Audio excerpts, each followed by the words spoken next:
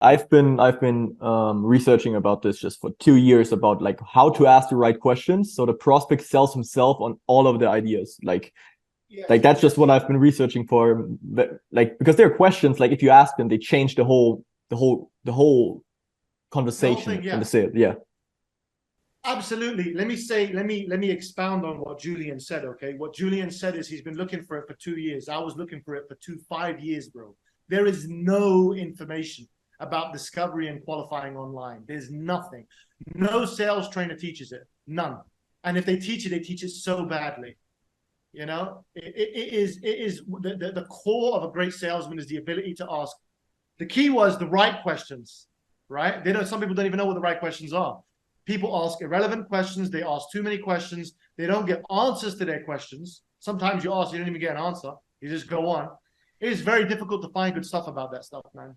You know, very difficult. So a very popular book was Spin Selling. You know, but spin I selling read wouldn't that. be relevant. Yeah, it wouldn't be relevant to someone who's an organic lead on YouTube. It wouldn't, Hmm. you know? So how can you see this benefiting you? Yeah, I've been on your YouTube for a year, bro.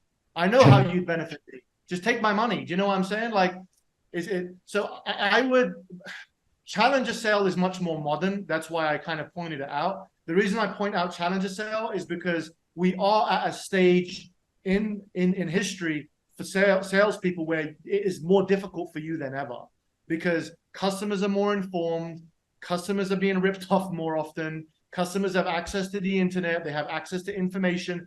Back in the day, a salesman used to use information as a weapon, right? To keep stuff from prospects.